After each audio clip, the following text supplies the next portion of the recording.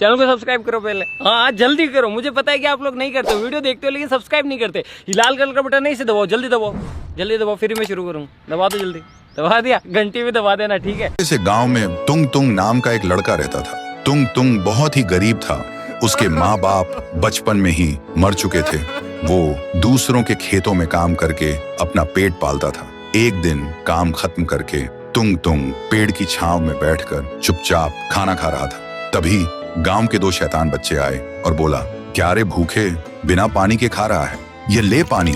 और बिना शर्म किए उसके ऊपर सूसू कर दिया और दोनों हंस के चले गए। तुंग तुंग की जिंदगी एक जीता जागता नरक बन चुकी थी। एक दिन पास के गांव में एक बड़ा मेला लगा था। तुंग तुंग ने सोचा, अगर मैं मेले में जाकर कुछ बेच लूं तो शायद जिंदगी की तकलीफ थोड़ी कम हो जाए। फिर वो किसी से उधार पे बाइक लेकर रात के अंधेरे में निकल पड़ा।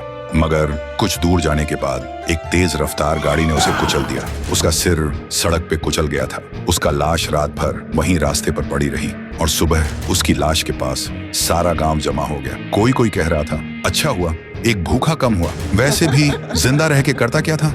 और फिर गांव वालों ने बिना शव संस्कार के उसकी लाश को नदी में बहा दिया। लेकिन तुंग तुंग की आत्मा को वो अपमान, वो बेइज्जती सब याद थी। फिर एक रात एक बच्चा सो रहा था। तभी वो अचानक चिल्लाने लगा, छोड़ दो मुझे, मत काटो, छोड़ दो। और सुबह उसका लाश एक पेड़ से उल्टा लटका मिला, बिना सिर के। पूरा गांव हिल गया, किसी को कुछ समझ में नहीं आया। फिर एक रात एक आवाज गूंजती है और सुबह गांव के बीचों बीच दो लड़कों की लाश के टुकड़े बिखरे हुए थे और मिट्टी में खून से लिखा था, भूख से मत खेलो। पूरा गांव डर के मारे रो पड़ा। तभी गांव के एक बुजुर्ग ने कहा, जब से तुंग तुंग गया है तब से ही ये सब होने लगा है। और क्यों ना हो, हम सभी ने कभी उसे समझा ही नहीं। हर कोई उस पर चिल्लाया सिर्फ इसलिए क्योंकि वो अपना पेट भरने के लिए हमसे बस एक रोटी मांगता था। अब उसकी आत्मा तभी शांत होगी जब हर घर से एक रोटी उसके लिए नदी में बहाई जाए। फिर अगली पूर्णिमा पूरा गांव रात के 12 बजे एक एक रोटी नदी में बहाता है। तभी आसमान में बिजली चमकती है और एक चीख गूंजती है, शुक्रिया शुक्रिया। उसके बाद से तुंग तुंग की आत्मा को मुक्ति मिल गई थी।